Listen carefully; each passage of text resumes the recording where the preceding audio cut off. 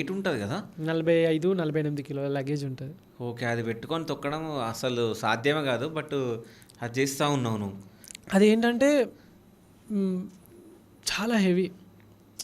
ఒక సైకిల్ తొక్కడం వేరు, అవును. ఆ సైకిల్ మీద మళ్ళీ మనం మోసుకొని మన ఇద్దరం మనం కలిపిపోవడం వేరు, మళ్ళీ 45 కిలోల లగేజ్ యాడ్ చేయడం వేరు. సో వెరీ టఫ్ థింగ్ అది.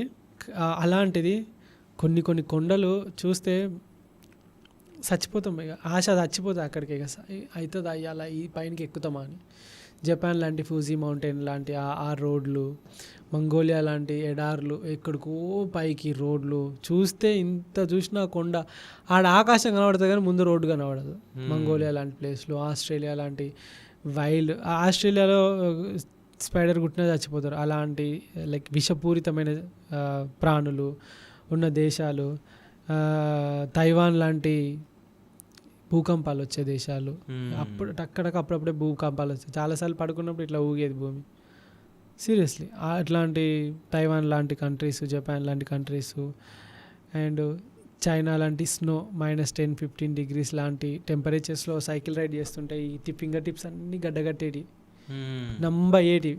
ఇట్లా అవన్నీ వేసుకున్న షూస్లకి లోపలికి వెళ్ళి ఊకే షూస్ తీసి సాక్సులు ఇప్పి ఇట్లా రాసుకొని వేడి చేసుకొని, లేకుంటే గ్యాస్కు అంటించుకొని దానికి ఇట్లా వేడి చేసుకొని మళ్ళీ దొక్కుకుంటూ పోయిన రోజులు. ఇవన్నిటిపైన సైకిల్ ఎక్కించుకొని తొక్కుకుంటా కూడగట్టుకుంటా ధైర్యం కూడగట్టుకుంటా వెళ్ళడం అనేది, అవన్నీ అసలు నేనేనా చేసింది. ఎంత లగేజ్ని ఎవరైనా నా సైకిల్ని, వేరే వాళ్ళు ఎవరైనా నా సైకిల్ని, మన ఇండియన్స్ కలిసిన ఎవరైనా ఫారినర్స్ కలిసిన ఒకసారి తొక్కుతా అన్నోళ్ళు దీని మీద ఎట్లా కూర్చుంటాను అంటారు. నా సీట్ చాలా హార్డ్గా ఉంటుంది, దీని మీద ఎట్లా కూర్చొని తొక్కుతాను, అసలుకి ఇది ఎట్లా ముందరికే పోతలేదు, ఊగుతుంది అని. వెయిట్ కూడా ఉంటుంది కదా సైకిల్ వెయిట్. అండ్ ఇప్పుడు నాకు సైకిల్ వెయిట్ లేకుండా సైకిల్ తొక్కాలంటే నాకు ఎట్లా ఏదో, ఇప్పుడు మీరు ఎన్ఫీల్డ్ బండి తోలి సడన్గా స్కూటీ తోలితే ఎట్లా అలకాలి సైకిల్ అట్లా ఊగుతుంది కొద్దిసేపు, బట్ అలవాటు అయిపోయింది. సో ఇక అలవాటు అయిపోయింది, ఇక అది నడుస్తుంది ఇంకా.